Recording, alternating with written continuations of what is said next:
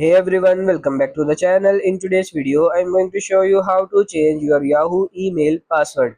It's really simple and easy.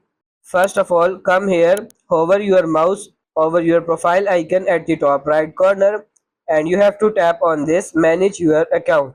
Just click on it. It will redirect you to this page. Now here you have to tap on this security in the top options and then you have to scroll down until you see this option here, password. Just simply tap on this change password and then you have to enter your new password here. So I'll go ahead and enter the new password. Tap on this continue and you can see this option here. You can choose to update new password and as you can see my new password is now active. So after that your password will be changed. So that's pretty much it for this video. That's how to change your Yahoo email password. I hope this video was helpful. If it is, like it and subscribe to the channel. Thank you.